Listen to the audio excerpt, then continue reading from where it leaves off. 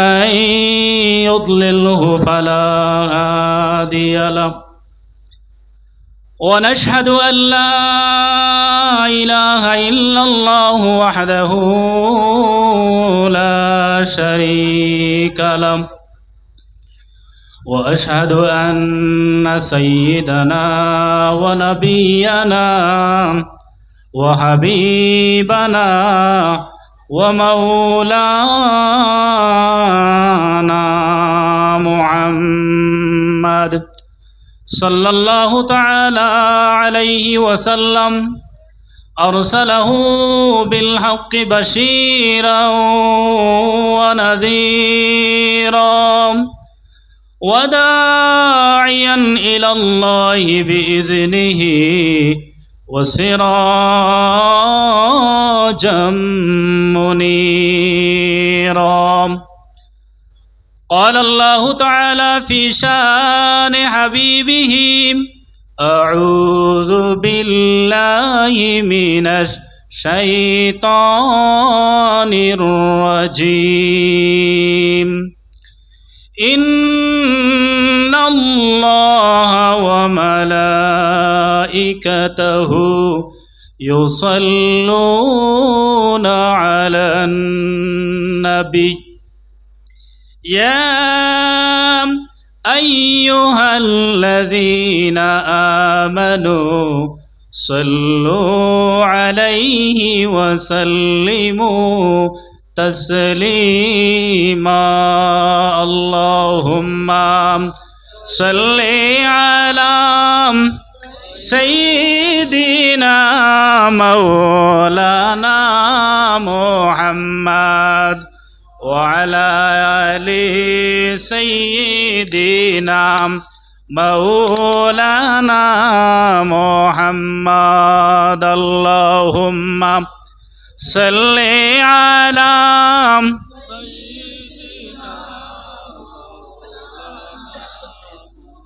وعلى آل سيدنا مولانا جري. اللهم صل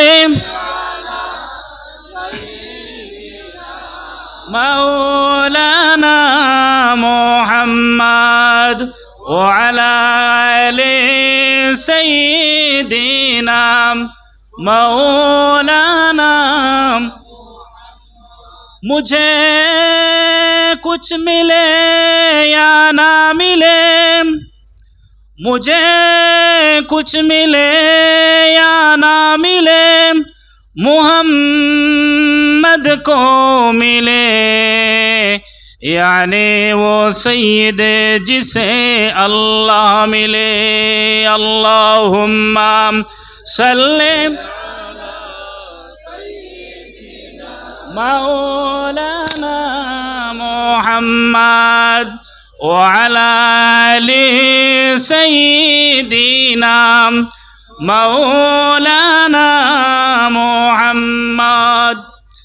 अम्मा बाद, सम्मानित आजके ঈদে মিলাদুন্নবী মাহফিলের সম্মানিত আমার পিতৃতুল্য সভাপতি সাহেব, মঞ্চে উপস্থিত ওলামায়ে কেরাম, হুফাজে আজম, সামনে অবস্থানরত যুবক ভাইরা, মুরব্বিয়ানে কেরাম, পর্দার আড়ালের পর্দানিশী সম্মানিতা মা ও বোনেরা, সবাইকে আজকে ঈদে মিলাদুন্নবী মাহফিলের পক্ষ থেকে শুভেচ্ছা জানাচ্ছি। আসসালামু আলাইকুম ওয়া রাহমাতুল্লাহি তাআলা ওয়া বারাকাতুহু।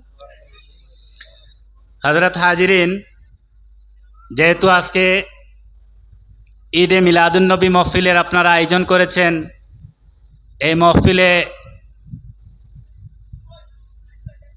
প্রায় দুপুর থেকে আলোচনা চলছে মিলাদুন্নবী সম্পর্কে। যেহেতু আপনারা বিশেষ একটা উদ্দেশ্য নিয়ে আজকের মাহফিল, শুনেছি গ্রামের ছোট ছোট যুবকরা মিলে আজকের মাহফিলের আয়োজন করেছ, সুতরাং এই মাহফিলের বিশেষ একটা উদ্দেশ্য রয়েছে। আমি বেশি লম্বা সময় নেব না। আমি যখন করিমগঞ্জে ছিলাম, এত বৃষ্টি, এত ঝড়, আমার মনে হয় যাচ্ছিল যে আজকের মাহফিলে উপস্থিত হওয়া সম্ভব ছিল না। যাই হোক, আল্লাহ পাক পরওয়ারদিগার আলামিন দয়া করে, মেহেরবানি করে, যেহেতু আর তার হাবিবের মহফিলে উপস্থিত হওয়ার তৌফিক দিয়েছেন। চেষ্টা করব এই মহফিলের উদ্দেশ্যকে সামনে রেখে দুই চারটি কথা বলার। আল্লাহ পাক যেন আমাকে বলার, আমরা যা শুনতেছি সবাইকে শুনে আমল করার তৌফিক দান করেন, বলি আল্লাহুম্মা আমিন। আচ্ছা, প্রথমে বলুন তো, আপনারা এই মহফিলে হাজির হয়ে উপস্থিত হয়ে খুশি না বেজার? খুশি। মিলাদুন নবী আওয়াজটা শুনলে খুশি লাগে না মনের মধ্যে অন্য কিছু লাগে? খুশি লাগে। সুতরাং আমরা হাদিস শরীফে এসেছে, আল্লাহ রাব্বুল আলামিন বলেছেন, ইন্নাল্লাহা ফাদ্দালানি আলাল আম্বিয়া, ও আমাকে সমগ্র আম্বিয়ায়ে কেরামের মধ্যে আমাকে আল্লাহ পাক শ্রেষ্ঠ বানিয়েছেন। ওয়া ফাদ্দালা উম্মতি আলাল উমাম, আমার উম্মতদেরকেও আল্লাহ পাক সমগ্র কায়নাতের যত উম্মত ছিল সব উম্মতের মধ্যে শ্রেষ্ঠ বানিয়েছেন। সুতরাং যেহেতু আমরা আমাদের নবীও শ্রেষ্ঠ পেলাম, আখেরি জামানার নবীর উম্মত হওয়ার জন্য আমাদের কোনো দরখাস্ত দিতে হয় নাই। আদম থেকে ঈসা রুহুল্লাহ পর্যন্ত আমাদের মতো সাধারণ মানুষ হওয়ার জন্য প্রত্যেক আম্বিয়ায়ে কেরামরা আল্লাহর দরবারে দরখাস্ত করেছিলেন, আল্লাহ আমাকে নবী বানিয়ে কোনো ফায়দা নাই, আমি আরজ করছি, আমি প্যার করছি, আল্লাহ অন্ততপক্ষে নবী না বানিয়ে উম্মতে মুহাম্মদী বানিয়ে দাও আমাকে।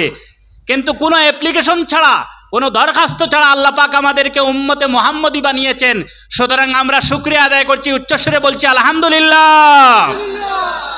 কারণ উম্মতে মুহাম্মদী কারা? উম্মতে মুহাম্মদী কারা? যার মিলাদের মহফিল আজকে আপনারা আয়োজন করেছেন, তানে ওনাকে কি আপনারা চেনেন? মিলাদ বলতে সাধারণ, আমার পূর্ববর্তী বক্তারা বলেছেন, কিছু সময় শুনেছি, মিলাদ বলতে বোঝানো হয় সাধারণত জন্মের বৃত্তান্ত আলোচনাকে বোঝানো হয়। কিন্তু মিলাদুন নবী বলতে কি বোঝানো হয়? মিলাদ বলতে, মিলাদ অর্থ জন্ম বৃত্তান্ত আলোচনা। আন্নবীতে বোঝানো হয় মুহাম্মদুর রাসূলুল্লাহর আলোচনা। কোন নবীর মিলাদ নিয়ে আলোচনা হয় নাই, শুধুমাত্র আন্নবী আলিফ লাম দিয়ে যে নবীকে বোঝানো হয় মুহাম্মদুর রাসূলুল্লাহর আলোচনা করা হয়। কিন্তু এই আলোচনা জন্মের পর থেকে শুরু হয়েছে, তা মিথ্যা কথা। আন্নবী নবীজির যে মিলাদের আলোচনা নবীজি জন্মের পর থেকে শুরু হয়, এ কথা কিন্তু সত্য নয়। কেননা কোরআন আল কারীম আমরা মুহাম্মদ থেকে পেয়েছি, মুহাম্মদুর রাসূলুল্লাহ থেকে আমরা কোরআন আল কারীম পেয়েছি। তাওরাত, জবুর, ইনজিল শুধু নয়, আদম থেকে শুধু নয়, সর্বপ্রথম মিলাদের, বিশ্বনবীর মিলাদের সূচনা করেছিলেন আল্লাহ রাব্বুল আলামিন। কোত্থেকে পেলাম? আমি আগে প্রতিটি মহফিলে আমি বলি, যে জায়গায় আমি আলোচনা করি কোরআন এবং হাদিস থেকে, বাংলা বই পড়ে আমরা আলোচনা করি না। সুতরাং আমি মিলাদের যদি আলোচনা করি, সিয়াসিত্তা থেকে আলোচনা করব। আজকে আমরা যা মিলাদের আলোচনা শুনবো, বুখারী শরীফ থেকে শুনবো, কোরআন শরীফ থেকে শুনবো, তাওরাত থেকে শুনবো, ইনজিল থেকে শুনবো এবং সিয়াসিত্তা থেকে শুনবো। 14 টাকা 15 টাকার বাংলা মিলাদুন নবীর বই পড়ে আমরা মিলাদের আলোচনা করব না। যাতে কোরআন হাদিস থেকে বলবো এই কারণে, যাতে কোনো মিলাদ নিয়ে যাদের শরীরে চুলকানি হয়, তারা যেন মিলাদের বিপক্ষে কথা বলতে সাহস পায় না। এ ধরুন আমি কোরআন এবং হাদিস থেকে মিলাদের কথা বলবো। মিলাদ কখন থেকে শুরু হয়েছে জানেন আপনারা? কোরআন আল কারীম বলেছে, একবার আমরা এই আদম যাকে বোঝানো হয়, মানুষ যখন সৃষ্টি করা হয় নাই, কুল কায়নাত যখন সৃষ্টি করা হয় নাই, তাফসিরে জালালাইনে এসেছে, রুহুল বায়ানে এসেছে, তাফসিরে জালালাইনে ইমাম জালালউদ্দিন সুয়ুতি বলেছেন, লাম্মা আরাদাল্লাহু আন ইয়াখলুকাল মাখলুকাত বাসাতাল আরদা ওয়া রাফা'আস সামাহা ওয়া কাবাদা কাবদাতাম মিন নূরি। এইভাবে বিভিন্ন তাফসিরে কিতাবের মধ্যে এসেছে, আল্লাহ পাক যখন চাইলেন কোনো কিছু বানাবার, আন ইয়াখলুকাল মাখলুকা, মখলুক বুঝেন? এই মাইকটা মখলুক, আপনি মখলুক, আমি মখলুক, গাছ মখলুক, তরলতা মখলুক, কুল কায়নাত হচ্ছে মখলুক। আল্লাহ যখন মখলুক বানাইবার ইরাদা করলেন, ইরাদা করার সাথে সাথে সর্বপ্রথম নূরে মুহাম্মদীকে আল্লাহ পাক সৃষ্টি করলেন। তারপরে গোটা মানব জাতির আরওয়াহদেরকে যখন সৃষ্টি করা হলো, সৃষ্টি করার পরে আল্লাহ রাব্বুল আলামিন সমগ্র আম্বিয়ায়ে কেরাম, সমগ্র ফেরেশতা, সমগ্র দুনিয়া সৃষ্টির আজকে যত মানুষ এসে বিদায় নিয়েছেন, তা থেকে আজ পর্যন্ত না কিয়ামত পর্যন্ত যারা আসবে, তাদের রূহদেরকে সামনে নিয়ে, আম্বিয়া কেরামদেরকে সামনে নিয়ে আল্লাহ পাক ওয়াদা করালেন, আমি একজন নবী পাঠাবো, একটা কিতাব দেব, তার উপরে এই নবীর সত্যতা, তোমরা কি এই নবীর উপরে ঈমান আনবা, এই নবীকে বিশ্বাস করবা। এই যে একজন নবী আসবা, এই মিলাদের আলোচনা, নবী আসবা, জন্ম বৃত্তান্তর আলোচনা, জন্মের আলোচনা, আমি একজন নবীকে পাঠাবো, জন্ম দিব, দুনিয়ার জমিনে পাঠাবো, আমি নিয়ত করেছি, তোমরা এই নবীর উপরে ইকরার করতে হবে। সবাইকে আল্লাহ পাক বলেছেন, ফেরেশতা থেকে নিয়ে যা মখলুক তাদেরকে বলেছেন, তোমরা কি বলবা, এই নবীর উপর ঈমান আনবা। সবাই বললেন আকরার, না, আমরা কবুল করে নিলাম, আমরা এই নবীর উপর বিশ্বাস আনবো। তার মানে হলো নবীজির মিলাদের সূচনা হয়েছে আল্লাহ রাব্বুল আলামিনের জবান থেকে, কোরআন আল কারীম থেকে। আমি বলছি যেহেতু সময় সংকীর্ণ, আল্লাহ পাক সর্বপ্রথম মিলাদ পাঠ করলেন। সামনে কারা ছিলেন? তামাম আম্বিয়া কেরাম, তামাম ফেরেশতারা আল্লাহর সামনে বসে শোনার কোনো অধিকার নাই, সবাই দাঁড়িয়ে আছেন আল্লাহর সামনে। এই সময় আল্লাহ পাক মিলাদ পাঠ করছেন, আমরা সবাই কিয়াম করতেছিলাম। সুবহানাল্লাহ বলবা না? সর্বপ্রথম মিলাদ। সুতরাং মিলাদুন নবী বলতে জন্মের পরে আলোচনাটা বোঝানো হয় না, জন্মের আগ থেকে মিলাদের আলোচনা শুরু হয়েছে। ঈসা আলাইহিসসালাতু ওয়াসসালাম এসে মিলাদের আলোচনা করেছেন।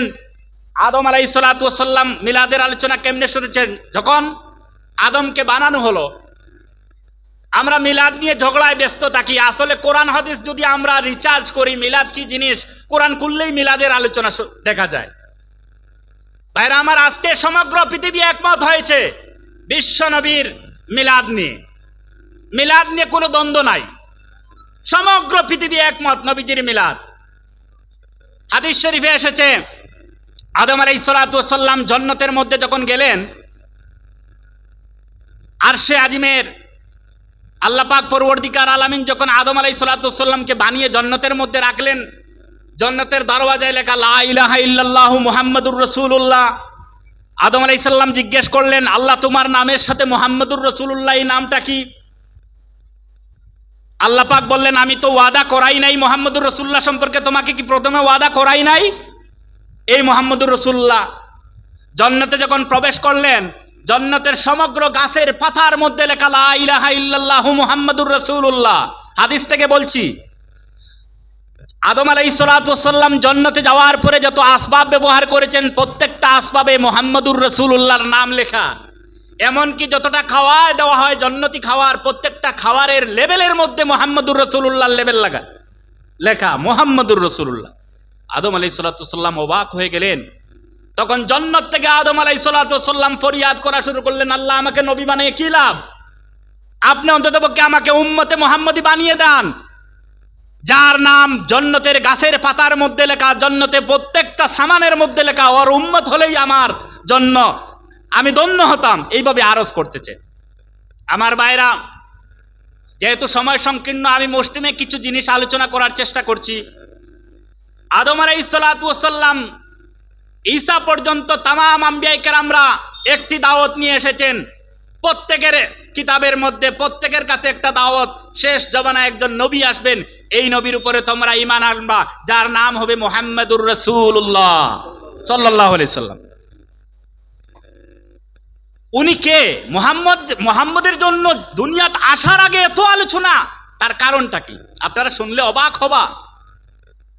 সবেমাত্র মুহাম্মদ সাল্লাল্লাহু আলাইহি সাল্লাম দুনিয়াতে মায়ের গর্ভের মধ্যে এসেছেন, মা আমিনার গর্ভে। আমিনার গর্ভে যেই দিন মুহাম্মাদুর রাসূলুল্লাহ চলে আসলেন, তার আগে মুহাম্মাদুর রাসূলুল্লাহর পিতা আব্দুল্লাহ দুনিয়া থেকে চলে গেলেন।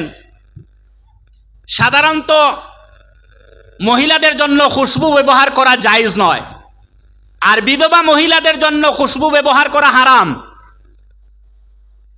নবীজির দাদা আব্দুল মুত্তলিবের কাছে নবীজির আশপাশের কিছু মহিলারা গিয়া ফরিয়াদ করলো, আব্দুল মুত্তলিব, সবেমাত্র কিছুদিন আগে আপনার ছেলে আব্দুল্লাহর মৃত্যু হলো, আর আপনার ছেলের বউ আমিনা কি যেন সুগন্ধি ব্যবহার করে, এই সুগন্ধি তো মক্কা মদিনার কোনো বাজারে পাওয়া যায় না, বিধবা মহিলা কেমনে এত সুগন্ধি ব্যবহার করে? ফরিয়াদ করলো।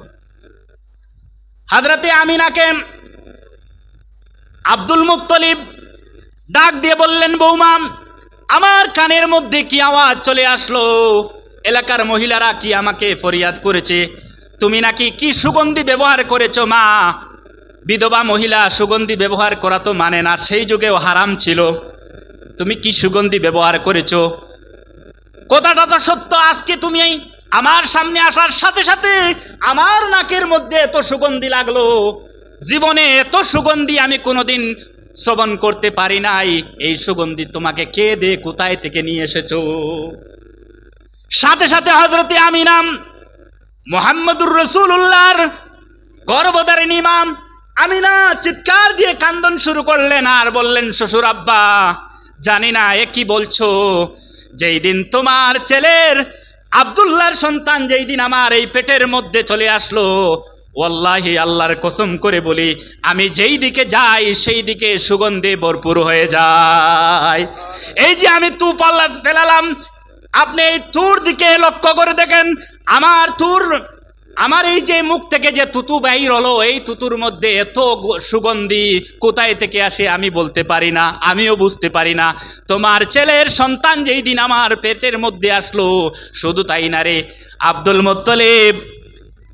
আব্দুল মুত্তলিব শুনে রাখো, যেই দিন থেকে তোমার নাতি আমার গর্ভের মধ্যে চলে আসলো, আমি দেখলাম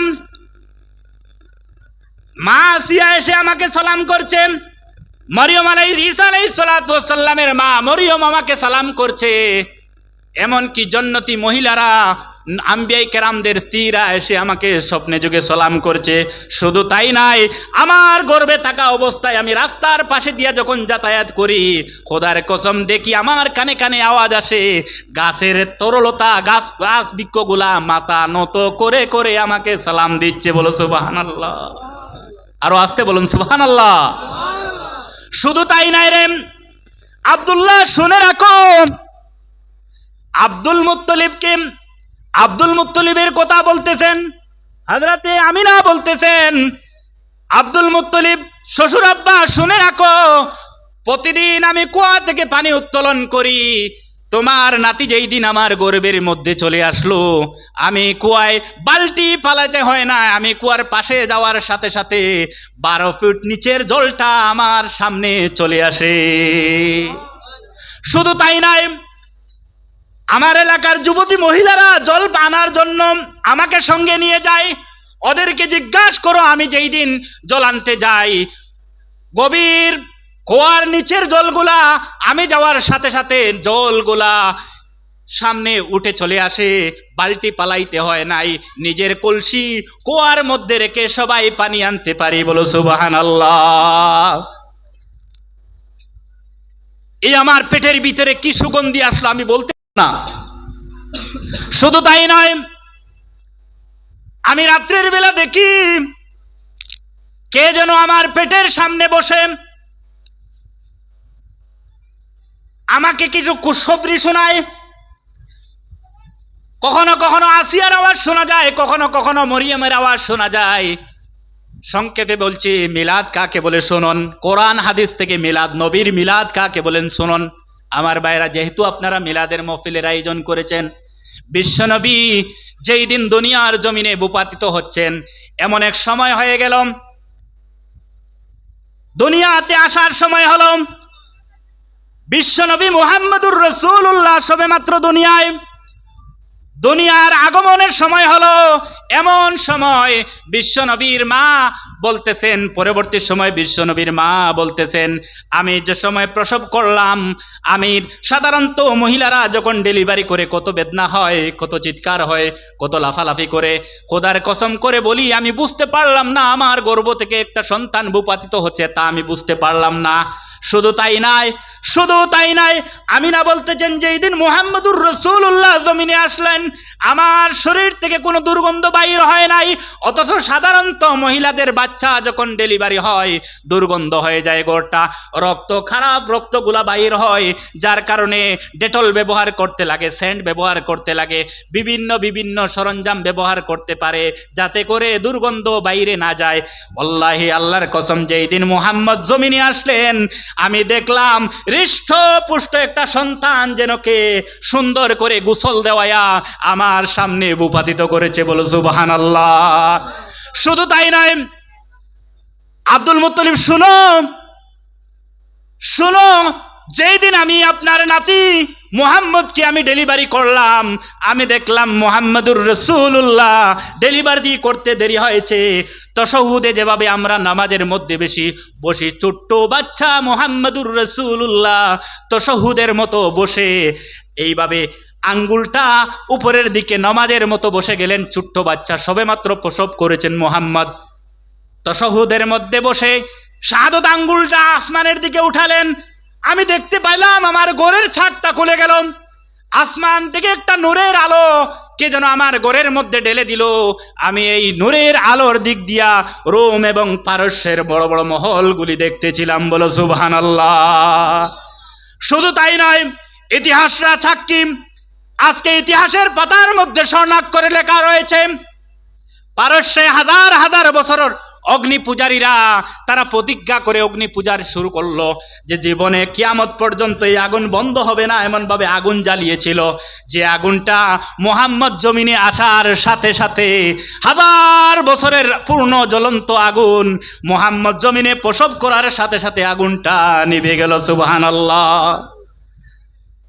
মিলাদ কাকে বলুন শুনুন মুসলমান, কোন নবীর মিলাদ নিয়ে পাগল হই আমরা? আহলে সুন্নাতের মানুষ দ্বারা কোন নবীর জন্য পাগল হয়? শোনো আজকে কোরআন থেকে। নবীজি মুহাম্মদুর রাসূলুল্লাহ সাল্লাল্লাহু আলাইহি ওয়াসাল্লামকে কোলের মধ্যে নিয়ে যখন বিশ্ব নবীর মা আমিনা বসে গেলেন, আর এমন সময় দেখলেন মুহাম্মদুর রাসূলুল্লাহকে সাধারণত সন্তান জন্মগ্রহণ করার পরে মার গর্ভের যে নারটা আছে, নাভির মধ্যে যে কানেকশন থাকে, এটা কাটতে হয়। মুহাম্মদুর রাসূলুল্লাহকে কে যেন নার কেটে ক্লিন করে হৃষ্টপুষ্ট, মায়েরও নার কাটতে হলো না, মুহাম্মদেরও নার কাটতে হলো না। এমন সন্তান বুপাটিত হয়েছে পৃথিবীর কোনো ইতিহাসে দেখতে পেয়েছো? কোনো ইতিহাসে পাবা না নার কাটা অবস্থায়। শুধু তাই নয়, হাদিস শরীফে এসেছে মুহাম্মদ সাল্লাল্লাহু আলাইহি ওয়াসাল্লাম প্রসব করেছেন মখতুনান, খতনা করা অবস্থায়। মুসলমানি আমরা যাকে করি, বাচ্চারা 7-8 বছর বয়স হওয়ার পরে আমরা খতনা করি। মুহাম্মদ সাল্লাল্লাহু আলাইহি ওয়াসাল্লামকে তার মায়ের পেটের মধ্যে কে যেন খতনা করে পৃথিবীর মধ্যে বিবর্তিত করেছে। মিলাদ কাকে বলে? নবীর মিলাদ, আন নবী, বিশেষ নবীর যে মিলাদ। আচ্ছা, খতনা করা আজ পর্যন্ত কোন নবীর কথা শুনেছেন মায়ের গর্ভ থেকে খতনা অবস্থায় পৃথিবীতে এসেছেন? পৃথিবীর কোন মায়ের সন্তান খতনা অবস্থায় জন্মগ্রহণ করেছে? একমাত্র আমাদের নবী মুহাম্মদুর রাসূলুল্লাহ খতনাকৃত অবস্থায় জমিনে ভূপাতিত হয়েছেন। সুবহানাল্লাহ। এই হলো আমাদের নবীর বৈশিষ্ট্য। আমার ভাইরাম, মিলাদুন নবী এবং সিরাতুন নবী দুইটা বিষয় রয়েছে। মিলাদুন নবী জন্ম বৃত্তান্ত আলোচনা যদিও হয় থাকে, নবীজির মিলাদটা জন্মের পর থেকে শুরু হয় না। নবীজির মিলাদটা শুরু হয় আল্লাহর সৃষ্টির মখলুকাত যেই দিন শুরু হয় সেই দিন থেকে শুরু হয়েছে। আমার ভাইরা আরো শুনুন, একবার নবীর চাচা আবু তালিব চাচাকে বলছেন, চাচা ভাতিজা তোমার সম্পর্কে আমি অনেক কিছু জানি। ভাতিজাকে বলছেন মুহাম্মদুর রাসূলুল্লাহকে বলছেন, চাচা আমি তোমার সম্পর্কে অনেক কিছু জানি। মুহাম্মদুর রাসূলুল্লাহ বললেন, একটু দূরে সরে পড়েন, আল্লাহুম্মা সাল্লি আলা মাওলানা মুহাম্মদ ওয়া আলা আলি সাইয়্যিদিনা মাওলানা মুহাম্মদ। আল্লাহুম্মা সাল্লি আলা মাওলানা মুহাম্মদ ওয়া আলা আলি সাইয়্যিদিনা মাওলানা মুহাম্মদ। জুড়ে, আল্লাহুম্মা সাল্লি আলা মাওলানা মুহাম্মদ ওয়া আলা আলি সাইয়্যিদিনা মাওলানা মুহাম্মদ। আবু তালিব বলছেন, ভাতিজা তোমার সম্পর্কে আমি অনেক কিছু জানি। তখনকার সময় মোহাম্মদ সাল্লাল্লাহু আলাইহি সাল্লাম 7 থেকে 8 বছর বয়স হবে। রাসূলুল্লাহ বললেন, চাচা আপনি কি জানেন? বলে, আমি কিছু শুনেছি তোমার মায়ের কাছ থেকে, আর কিছু আমি চোখের মধ্যে দেখেছি। মায়ের কাছ থেকে যে কথাগুলা শুনেছি, আমি যে ওই যে সুগন্ধির কথাগুলা বললাম, ডেলিভারির সময় যেভাবে কে যেন খতনা করে জমিনে ভূপাতিত করেছে, শুধু তাই নয় যে এই দিন আপনি জন্মগ্রহণ করেছো, আপনি তাশাহুদের মধ্যে বসেছো, আর একটা নূর আসমানের থেকে একটা নূর নাজিল হলো, এই নূরের আলোয় তোমার মা রুম এবং পারস্যের সব কিছু দেখতে পেলেন। শুধু তাই নয়, এমন সময় কে যেন আওয়াজ করেছিল, তোমার মা বলেছেন গায়েব থেকে আওয়াজ এসেছে, খাইবু হাযাত তিফলি, এই বাচ্চাকে গায়েব করে দাও। কে যেন বলতেছে। শুধু তাই নয়, তারপরে গাইবু হাযাত তিফলি তুফু মাশারিকুল আরদি ওয়া মাগারিবুহা, তোমাকে পৃথিবীর পূর্ব প্রান্ত থেকে পশ্চিম প্রান্ত পর্যন্ত তোমাকে ঘোরানো হয়েছে। কে যেন আওয়াজ করেছে, তোমার মা বলতেছেন কিছু সময় তোমাকে ঘরের মধ্যে দেখা যায় না। তিনি অনুভব করলেন না যে আপনার ঘর থেকে কোথায় চলে গিয়েছেন, তিনি খুঁজতে লাগলেন। অনেক সময় তোমাকে খুঁজে পাওয়া গেল না। তখন গায়েব থেকে আওয়াজ হলো, এই বাচ্চাকে পৃথিবীর পূর্ব প্রান্ত থেকে পশ্চিম প্রান্ত ঘোরানো হয়েছে। আল্লাহ পাক বলেছেন, গোটা কায়নাতের মখলুকের যত আম্বিয়া কেরামদের সুগুণ আছে, এই গুণটা এই ছেলের ভিতরে ঢুকিয়ে দাও এবং পৃথিবীর সমগ্র মখলুকাতের সামনে এই বাচ্চাকে পরিচয় করাইয়ে দাও। এইভাবে পূর্ব প্রান্ত থেকে পশ্চিম প্রান্ত তোমাকে ঘোরানো হয়েছে এবং তোমাকে যখন রাখা হয়েছে, ঘরের মধ্যে যখন পৌঁছানো হয়েছে, তোমার মা বলতেছেন, কোলের মধ্যে নিয়ে তোমার মা বলতেছেন, আরে আমি যদি তার বাবা যদি আজকে জমিনে থাকতো, তার বাবা যদি মোহাম্মদের বাবা যদি জমিনে থাকতো, কত না খুশি হইতো, বাজার থেকে খেলনা খরিদ করে দিত। মা বলতেছেন মনে মনে, বাজার থেকে খেলনা খরিদ করে দিত আমার ছেলের জন্য। গায়েব থেকে আওয়াজ এসেছে, আমি নাম, যদিও তোমার সন্তান হয় মোহাম্মদ, আমি আল্লাহ রব্বুল আলামিন বলছি, মোহাম্মদ যদি তোমার সন্তান হয়, আমার হাবিব, সুবহানাল্লাহ, তুমি অপেক্ষা করো, তোমার ছেলের খেলনার জন্য আমি গোটা কায়নাত সৃষ্টি করেছি। মা আমিনা বলতেছেন, এই সময় আমার মুহাম্মদুর রাসূলুল্লাহর মুখ থেকে কোনো কান্দন, আর সামান্য সময়ের জন্য কান্দন চলে আসলো। দেখা গেল আমি বাইরের মধ্যে রেখেছিলাম রাত্রের বেলা বাইরের হাওয়া খাওয়ার জন্য। আমি আব্দুল মুত্তালিব বলছেন যে আমি দেখলাম, আমি অনেকক্ষণ দূরে ছিলাম, দেখলাম আকাশের চাঁদটা যেন নামে নিচের দিকে আসতেছে আসতেছে আসতেছে আসতেছে। কিছুক্ষণ পরে দেখলাম আমার বাড়ির সামনে চলে আসছে। আমার মনে হলো আকাশের চাঁদটা পড়ে যাচ্ছে। দৌড় দিয়ে ঘরে গেলাম, দেখতে পেলাম ঘরের বাইরের মধ্যে তুমি রয়েছো, ছোট্ট মোহাম্মদ রয়েছো, তুমি হাত দিয়ে পাও দিয়ে লড়াচড়া করছো। আমি চাঁদের দিকে তাকিয়ে দেখলাম চাঁদ তো পড়ে নাই, তোমার সাথে খেলা করতেছে। সুবহানাল্লাহ। আল্লাহ পাক সুবহানাল্লাযী আসরা বিআবদিহি লাইলাম মিনাল মাসজিদিল হারাম, এই আয়াত দিয়ে জানে বুঝাইতেছেন এই যে মেরাজের কথা, সকল কমরের কথা, এগুলা খেলনার কথা আল্লাহ পাক বুঝাইতেছে। শুধু তাই নয়, আল্লাহ পাক পরওয়ারদিগার আলামিন বলে দিলেন, ও নবী আমি না তোমার ছেলের সময় হইতে দাও, খেলনার জন্য কত কিছু আমি সৃষ্টি করেছি, মুহাম্মদের জন্য অপেক্ষা করো। আব্দুল্লাহ বেঁচে থাকলে বাজার থেকে প্লাস্টিকের খেলনা খরিদ করে দিত, হাদিস থেকে বলছি, লোহার খেলনা খরিদ করে দিত, তামার খেলনা খরিদ করে দিত, মাটির খেলনা খরিদ করে দিত। সামান্য সময় খেলার পরে নষ্ট হয়ে যেত, অপেক্ষা করো। কোরআন যে এই কথাগুলা বলে, একবার আবু জেহেল গিয়ে বলছিল, আগে আমরা ছোট ছোট বাচ্চারা খেলা করতো, যে ছোট বিচি দুটা পাথর হাতে নিয়ে বলতাম যে দেখ বলো তো এখানে জুড় না বেজুড়, যদি জুড় হয় তাহলে তুমি জিতে গেছো, বেজুড় হইলে তো হেরে গেছো। এইভাবে আমরা প্রতিযোগিতা করতাম না। একবার ঠিক তেমনি মুহাম্মদ সাল্লাল্লাহু আলাইহি সাল্লামকে আবু জেহেল হাতের মধ্যে পাথর নিয়ে এসে বলছে, মুহাম্মদ বলো আমার হাতের মধ্যে কি আছে? খেলনা। খেলা কাকে বলে? আল্লাহর হাবিব বলছেন, চাচা তোমার হাতে যে জিনিসটা আছে তাকে বলো আমার বিষয়ে বলার জন্য। মুহূর্তের সময় পাথরের জবান খুলে গেল, বলে দিল, লা ইলাহা ইল্লাল্লাহু মুহাম্মাদুর রাসূলুল্লাহ। শুধু তাই নয় ভাইরা আমার, আয়াতগুলা কেমনে মিলে, জন্মের সাথে সাথে কেমনে মিলে। আবু জেহেল যেদিন বলল, বাতিজাম আমাকে আশ্চর্য কিছু তুমি দেখাও, যদি তোমার কাছে আশ্চর্য কিছু থাকে আর আমার মনে হয় যদি হয় তুমি যদি সত্যিকার নবী হও, তাহলে আমি ঈমান নিয়ে আসবো। মুহাম্মদুর রাসূলুল্লাহ পূর্ণিমার রাত্র ছিলেন। মুহাম্মদুর রাসূলুল্লাহ বললেন, চাচা জমিনে দেখাবো না আসমানে দেখাবো? আবু জেহেল বলতেছে, চাচা ভেবেছিলাম জমিনে, যেহেতু তুমি আসমানের কথা বলেছো তাহলে আসমানের দিকে কিছু দেখাও, আমি দেখতে পাবো।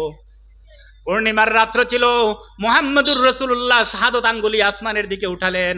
মুহূর্তের সময় চাঁদ দ্বিখণ্ডিত হয়ে জমিনে পড়ে গেল। সুবহানাল্লাহ। খেলনা, চাঁদ খেলা কিভাবে করে, মনে হয় অসাঙ্কল কামার মুহাম্মদের জন্মের সময় আয়াতগুলার ফিট করে রেখেছেন আল্লাহ পাক। সুবহানাল্লাহ। আমার ভাইরাম, বিশ্বনবী মুহাম্মদুর রাসূলুল্লাহ আমাদের জন্য রাহমাতুল লিল আলামিন কিভাবে হলেন?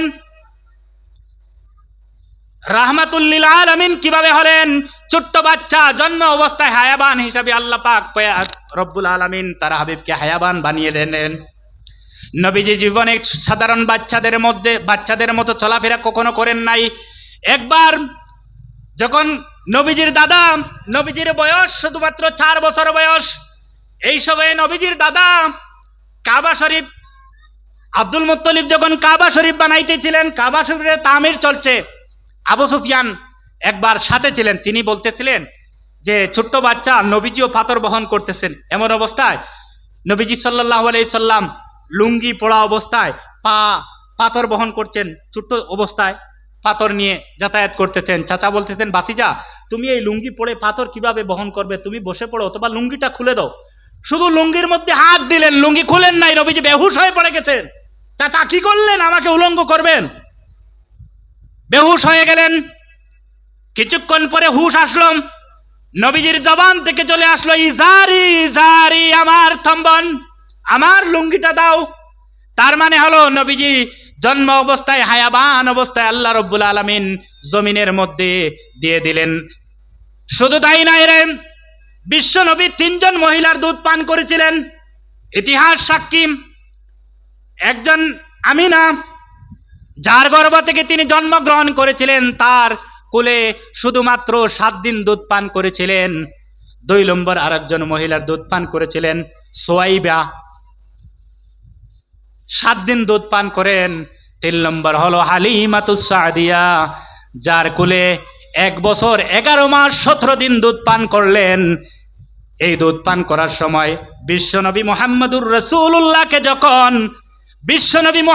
রাসূলুল্লাহকে যখন আরবের প্রথা অনুসারে একটা বাজারে নিয়ে উঠানো হলো, পয়সার বিনিময়ে কারা দুধ পান করাবে?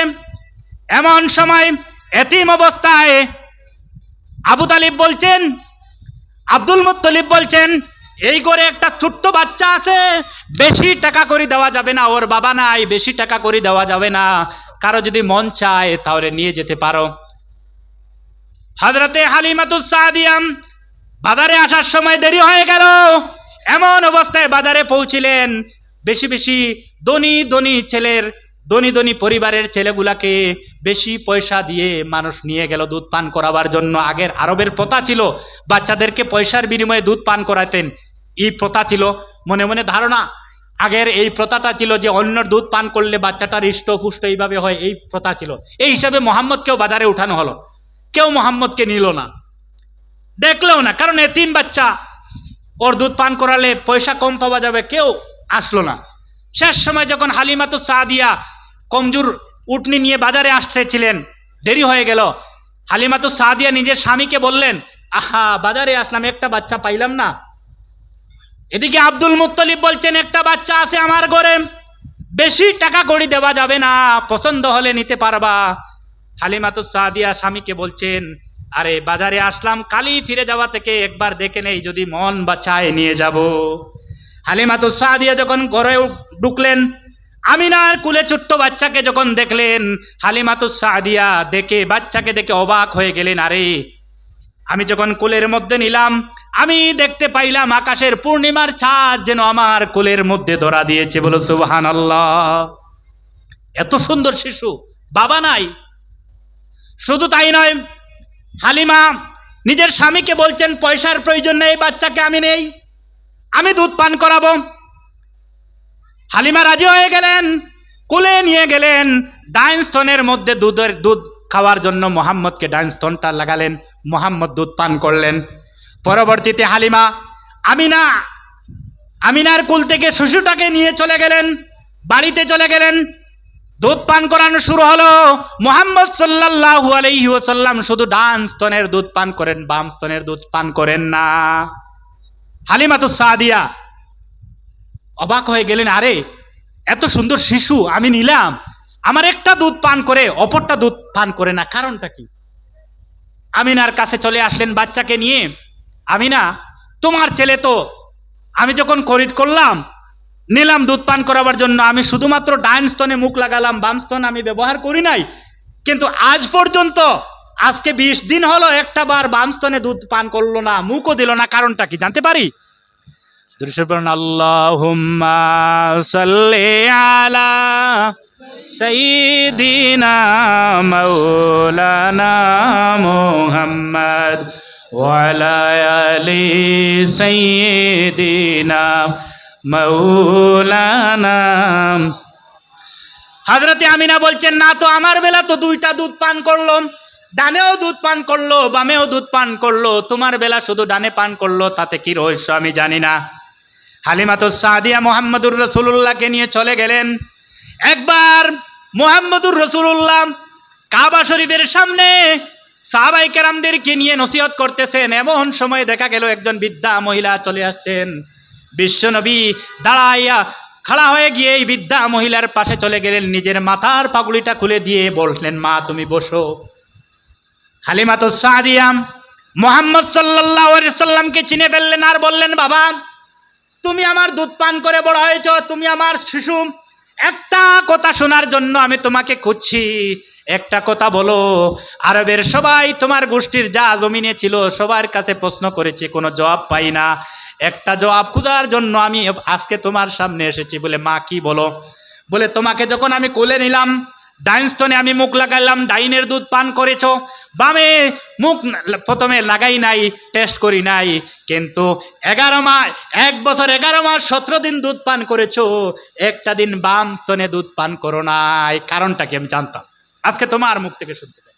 তুমি নবী, তুমি বলতে পারবা, যদিও তুমি শিশু ছিলে, কিন্তু তুমি নবী, তুমি বলতে পারবা। বিশ্বনবী হেসে হেসে বললেন, মা গো, তুমি যখন আমার মা আমিনার কুল থেকে যখন তুমি তোমার কুলের মধ্যে নিতেছো, আমি দেখতে পাইলাম ছোট্ট একটা শিশু তোমার কুলের মধ্যে ছিল, ওই শিশুটা তোমার স্বামীর কুলে দিয়েছো, শিশুটার নাম ছিল আব্দুল্লাহ। আমি অনুভব করতেছি তোমার আরেকটা শিশু রয়েছে, আমার দুধমার আরেকটা শিশু রয়েছে, কিন্তু তুমি যখন দুধ পান করাবার জন্য প্রথম অবস্থায় আমাকে ডাইনের দুধ পান করাইছো, আমি তখন ভেবে নিলাম আমি মুহাম্মদ পয়সার বিনিময়ে হোক আর যেমনে হোক, তুমি যেহেতু আমাকে দুধ পান করার জন্য চয়েস করেছো, আমার আরেকটা ভাই রয়েছে তোমার গর্ভ থেকে এসেছে, আমি যদি 2টা দুধ পান করে ফেলি, ছোট্ট ভাই আব্দুল্লাহর ইনসাফ কায়েম করা হবে না, আব্দুল্লাহর জন্য ক্ষতি হয়ে যাবে, আব্দুল্লাহর হকটা আমি নষ্ট করতে চাই না। সুতরাং যেহেতু প্রথম অবস্থায় তুমি ডাইন দুধে আমার মুখ লাগিয়েছো, আমি আব্দুল্লাহর জন্য বাম স্তনটা অফ করে দিয়েছি। বলো সুবহানাল্লাহ। নবী, শিশু নবীর ইনসাফ কারে কয়? কিন্তু মাসলা হলো, জন্মের পর থেকে 40 বছর পর্যন্ত এটা শরীয়তের কোনো বিধান নয়, এটা হলো নবীর নবুয়তের দলিল ছিল, এটা হলো নবীর নবুয়তের দলিল, এটা কিন্তু আমাদের জন্য শরীয়ত নয়। আমাদের শরীয়ত হচ্ছে 40 বছরের পরে যেই দিন নবীজি নবুয়তির ওহী আওয়া শুরু হয়েছে, সেই দিন থেকে আমাদের গুলা শরীয়ত হয়, এর আগের নবুয়তের দলিল। কারণ কি? কারণ হলো মুহাম্মদ সাল্লাল্লাহু আলাইহি ওয়াসাল্লাম যখন নবুয়তের দাবি করবেন, আরববাসী কুরাইশরা যাতে এই কথা না বলতে পারে, মুহাম্মদ তোমাকে এমনে দেখেছি, এতিম অবস্থায় তোমাকে দেখেছি, তোমাকে এমনভাবে চলাফেরা দেখেছি, এইভাবে না চলার জন্য, না বলার জন্য আল্লাহ রব্বুল আলামিন জন্মের পর থেকে নবুয়তের দলিল হিসাবে 40 বছর আল্লাহ পাক বাছাই করে দিলেন, যাতে করে পৃথিবীর সমগ্র কুফফারেরা নবীর চরিত্র, নবীর আদর্শ দেখে তারা এই কথা বলে না যে তোমাকে এই কাজ করতে দেখেছি, এই কাজ করতে দেখেছি, অন্যায় কাজ করতে দেখেছি, তুমি নবী কেমনে হবা। সুতরাং শিশু অবস্থায় নবীজি নিজের দুধ ভাইয়ের জন্য বামের দুধ অফ করে প্রমাণ করে দিয়েছিলেন ইনসাফ কিভাবে কায়েম করতে হয়। আমি নবী, বাচ্চা অবস্থায় নবীর আমার দলিল হিসাবে আমি প্রমাণ করে দিলাম, আমার ভাইয়ের জন্য অফ করে দিলাম। বলো সুবহানাল্লাহ। আমি নাম হালিমাতুস সাদিয়া।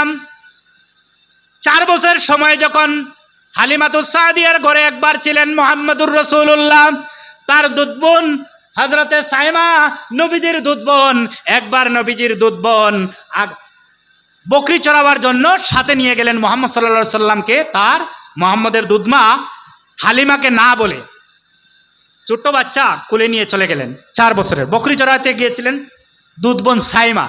কি ঘটলো সেই সময় শিশু বাচ্চার সাথে?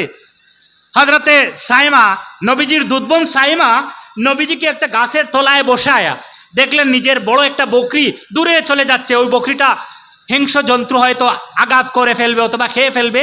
মুহাম্মদকে গাছের তলায় বসাইয়া তিনি দূরে চলে গেলেন বকরিটা আনতে। এমন সময় দেখা গেল জঙ্গল থেকে হিংস্র জন্তু বাঘ ভাল্লুকগুলা এসে মুহাম্মদকে ঘেরাও করে ফেললো। শুধু ঘেরাও করে নাই, ওরা সামনে এসে মুহাম্মদকে সাজদা করা শুরু করলো। মুহাম্মদের হাতের মধ্যে চুমু দিতেছে, পায়ের মধ্যে চুমু দিতেছে। ছোট্ট শিশু বাচ্চা মুহাম্মদ চিৎকারও করতেছে না, কান্দনও করতেছে না, আর চুমু করতেছে। এমন অবস্থায় দূর থেকে যখন দুধবোন সাইমা দেখলেন মুহাম্মদকে হিংস্র জন্তু ঘিরে ফেলছে, তিনি গাছের আড়ালে বসে কান্দন শুরু করলেন। আরে কিভাবে মায়ের কাছে গিয়ে জবাব দিব? এমন সময় হিংস্র একটা জন্তুর চক্ষুটা পড়ে গেল দুধবোন সাইমার দিকে। গাছের আড়ালে বসে মুহাম্মদের জন্য কান্দন শুরু করছে। এই কথা দেখার সাথে সাথেই হিংস্র জন্তুটা, সাথের যত জন্তু আসলে কি যেন একটা আওয়াজ করলো, সাথে সাথে প্রত্যেক হিংস্র জন্তুগুলা জঙ্গলের মধ্যে অদৃশ্য হয়ে গেল। দৌড়ে এসে দুধবোন সাইমা মুহাম্মদকে কোলে নিলেন, বাড়িতে নিয়ে গেলেন, বসে পড়লেন, বললেন মা, আজকে আমার ভাই মুহাম্মদকে নিয়ে চলে গেলাম জঙ্গলের পাশে বকরি চড়াইতে। কি ঘটলো, কি আশ্চর্য ঘটেছিল মা শুনবাম। আমি যখন গমন করলাম, সূর্যের তাপের কোনো মানুষ যাতায়াত করতেছে না। যেই দিকে আমার ভাই মুহাম্মদকে নিয়ে যাতায়াত করলাম, আমি দেখলাম আকাশের মধ্যে থেকে একটা মেঘের ছায়া আমাদের উপরে ছাতির মতো ছায়া দিয়ে চলতেছে অতক্ষণ পর্যন্ত, যতক্ষণ পর্যন্ত আমরা মরুভূমিতে বকরি চড়াইতেছিলাম। বলো সুবহানাল্লাহ। হালিমাতুস সাদিয়া বললেন, সাইমা, তুমি কার অর্ডারে মুহাম্মদকে নিয়ে চলে গেলে? এত সুন্দর শিশু, যদি কোনো জানোয়ার আঘাত করে ফেলতো আমি কিভাবে জবাব দিব আমিনার কাছে? তুমি কেমনে নিলা? আর কখনো এটা এরকম কাজ করবা না। হযরতে সাইমা বলছেন, মা শুনুন, শুধু আকাশে ছায়া দেয় নাই, মেঘ এসে ছায়া শুধু দেয় নাই, আমি সামান্য সময়ের জন্য দূরে চলে গেলাম। এমন সময় আমি দেখতে পাইলাম মুহাম্মদ সাল্লাল্লাহু আলাইহি সাল্লামকে হিংস্র জন্তুগুলা ঘেরাও করে ফেলছে। কোনো আঘাত করে নাই, শুধু আঘাত করে নাই, মুহাম্মদের সাথে কথা বলতেছি, আমার কানে দিয়ে শুনতেছি মুহাম্মদ যেন ছোট বাচ্চা এই হিংস্র জন্তুর সাথে কথাবার্তা বলতেছে। সুবহানাল্লাহ। 3 দিন পরে হযরতে হালিমাতুস সাদিয়ার একটা বকরি হারিয়ে গেল। সাইমা এসে বলছেন, মা, আমাদের যে গাভিন গর্ভবতী যে বকরিটা, এটা আজকে পাওয়া গেল না, এটা হারিয়ে গেল, জঙ্গলে কোথায় চলে গেল। এমন অবস্থায় হালিমার কুলে মুহাম্মদ ছিলেন। হালিমা কাঁদতেছেন, আরে আমার এই বকরিটা কোথায় গেল? এমন অবস্থায় মুহাম্মদ সাল্লাল্লাহু আলাইহি সাল্লাম কান্দন শুরু করলেন। মা, তুমি কেঁদো না, সাইমা তুমি আমার সাথে চলো। কোথায় তুমি বকরি চড়াইতেছিলেন? ছোট্ট বাচ্চা, 4 বছরের বাচ্চা, নবী কাকে বলে শুনুন, ছোট্ট একটা লাঠি হাতে নিয়ে জঙ্গলের পাশে গিয়ে আওয়াজ দিয়ে বলছেন, ও জঙ্গলের হিংস্র পশুরা, কার এত বড় সাহস? আমার মার বকরি কারা আটকে রেখেছো? আমি মুহাম্মদ বলছি, আমার মায়ের বকরি কারা আটকে রেখেছো? আমি শুনতে চাই, দেখতে চাই। এমন সময় দেখা গেল 4 দিনের মাথায় জঙ্গল থেকে শত শত হিংস্র পশুগুলা একটা বকরির সঙ্গে আরো 2টা বাচ্চা একত্রিত করে নিয়ে মুহাম্মদের মায়ের সামনে চলে আসলো। আর এসে সজদায় পড়ে গেল, বলল, আমিনা, আমাকে বেয়াদবি মাফ করবাম। মুহাম্মদুর রাসূলুল্লাহ 4 দিন থেকে আমাদের সামনে আসেন নাই, যেই দিন থেকে আসা বন্ধ করলেন, আমরা এই হিংস্র জন্তুগুলা খানি বন্ধ করে দিয়েছি। আমাদের পেটের দিকে তাকাও, একটাবার মাংসে মুখ দেই নাই। তুমি যে জানোয়ারের জন্য চিৎকার করতেছ, এই জানোয়ারটা আমরা সুরক্ষিত রেখেছি। এই তোমার জানোয়ার 2টা বাচ্চা দিয়েছে, বাচ্চাগুলাও সুরক্ষিত। এই নেন বাচ্চা। আমরা এই বাচ্চাটা, আপনার বকরিটা আমরা হেফাজতে নিয়ে রাখার কারণ হলো, যেই দিন থেকে মুহাম্মদ এই বাগানে আসা বন্ধ করলেন, আমরা হতবাগা হয়ে আমরা সুখ পালন করা শুরু করলাম। আরে মুহাম্মদের দর্শন থেকে আমরা মহরুম হয়ে গেলাম নাকি? এই কথা ভেবে ভেবে আমরা গোটা জঙ্গলে কান্দন শুরু হয়ে গেলে মুহাম্মদ আর আমরা কোনোদিন দেখতে পারি না। এমন সময় আমরা মুহাম্মদের মায়ের একটা জানোয়ার কবজা করার কারণ হলো, পরের দিন যখন আপনি বকরি কুস্তি আসবেন, হয়তো আপনি মুহাম্মদ ছোট বাচ্চাকে কোলে নিয়ে আসবেন, তখন আমরা মুহাম্মদের দর্শন পাবো, দেখতে পাবো। এই ভেবে নিয়ে আমরা তোমাকে আমরা তোমার জানোয়ারটাকে আমরা কবজ করে রেখেছিলাম। এই নিন আপনার জানোয়ার। মুহাম্মদ সাল্লাল্লাহু আলাইহি সাল্লামকে আমরা মাফি চেয়ে নিলাম, ইয়া রাসূলুল্লাহ আপনি আমাদেরকে ক্ষমা করে দিবেন, আপনাদেরকে বেয়াদবি করেছি আপনার জন্য, আপনি হয়তো আমাদের উপর রাগান্বিত হয়ে আপনি আশা বন্ধ করে দিয়েছিলেন। আমরা শুনেছি আপনি রহমতুল্লিল আলামিন, আপনি শুধু আমিনার আর মানুষের নবী নয়, আপনি আমাদের নবী, আপনি আমাদের নবী। ছোট্ট ছোট্ট বাচ্চা, 4 বছরের বাচ্চাকে শিকার করছে জঙ্গলের পশুরা। তখন নবীজির বয়স 4 বছর, এখন নবুয়তি পান নাই। শুধু 4 বছরের বয়সে কি হয়েছে শুনুন মুসলমান। আরবের জমিনে মেঘ হচ্ছে না, মেঘ নাই আরবের জমিনে, মরুভূমি পানিহীন হয়ে আরববাসীরা পানি পানি বলে চিৎকার করতেছে। আবু তালিব কাবা ঘরের মুসল্লি, কাবা শরীফের সামনে বসে দোয়া করতেছেন মেঘের জন্য, কোনো দিকে মেঘ আসছে না।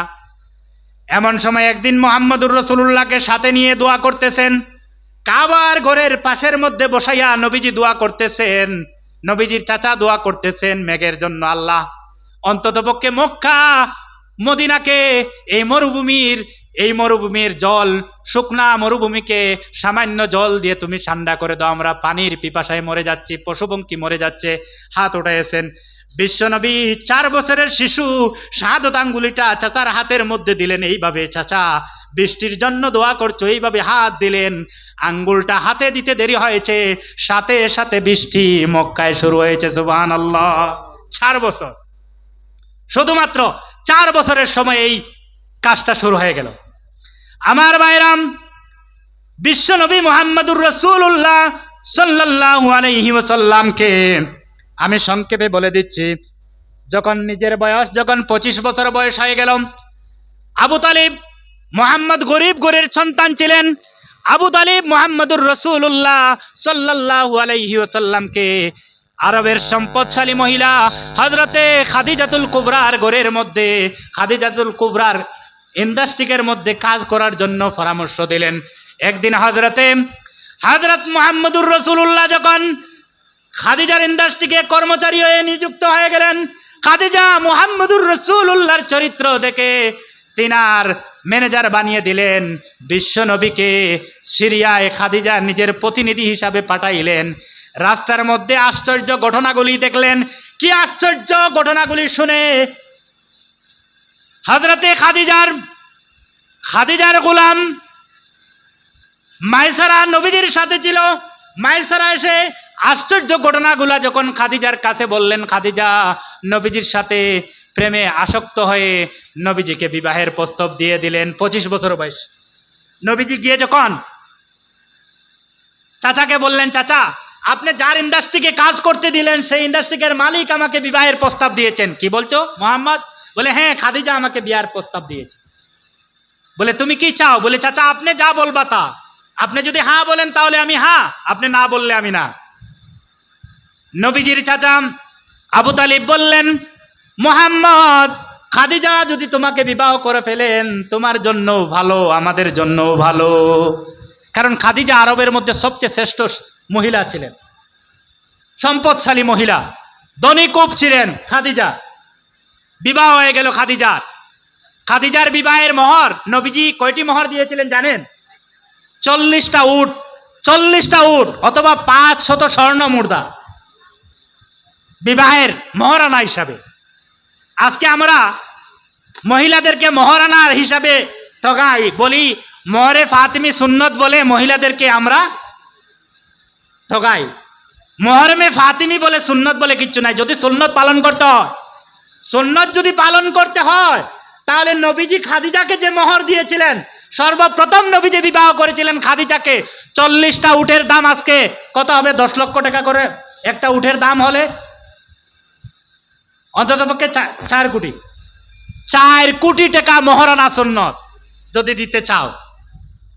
সুতরাং মোহরের মাসলা হলো, আমার ভাইরা শুনে রাখুন, মোহরের মাসলা হলো যে মহিলাকে আপনি বিবাহ করবেন ওই মহিলার মর্যাদা, সম্মান, ইজ্জত, চরিত্র, শিক্ষা, গুণগত মান, এবং যিনি বিবাহ করবেন তার সামর্থ্য, তার ওসিয়ত, তার তৌফিক এবং তার সামর্থ্য হিসাবে ধার্য করা হয়। আজকে মহরের ফাতিমি বলে এত দিরহাম এত দিরহাম এত দিরহাম বলে ধার্য করে দেন, এটা কিন্তু সুন্নত মোহর না। মহারানা সুন্নত মানুষের চরিত্র, সম্মান, মর্যাদা হিসাবে। আপনার বিবি যদি সম্মানী হন, ইজ্জতি হন, নামাজি হন, পাবন্দি হন, আদর্শবান হন, তাহলে তার মহারানা হবে আদর্শবান। অনেক সময় মহরমে ফাতিমি বলে আমরা কোনো কোনো মহিলাকে ঠকাই, কোনো সময় কোনো পুরুষকে আমরা জুলমি করি। অনেক সময় মহরমে ফাতিমি 2 লক্ষ টাকা হলো, কোনো পুরুষের দেওয়ার সামর্থ্য নাই, সুন্নত বলে তার উপর আমি চাপাইয়ে দিলাম। আবার অনেক ক্ষেত্রে হয় কোনো মহিলা 10 লক্ষ মোহর পাওয়ার যোগ্য, মহরমে ফাতিমি সুন্নত বলে তাকে আমরা 2 লক্ষ টাকার মধ্যে সীমাবদ্ধ করে দিলাম। কিন্তু মোহর হলো নবীজি প্রথম বিবাহ করে মেসেজ দিয়ে দিলেন, যার সামর্থ্য যতটুকু ততটুকু তাকে সম্মান দিতে হবে। নবীজি এতিম অবস্থায়, কোনো সম্পদ নাই, সাধারণ অবস্থায় নবীজি তার বিবির মহারানা হিসাবে 40টা উট মহারানা দিয়েছিলেন, অথবা 500 স্বর্ণ মুদ্রা। গোটা পৃথিবীকে মেসেজ দিলেন, তুমি বিবাহ করতে তোমার স্ত্রীকে এইভাবে সম্মাননা দিবা।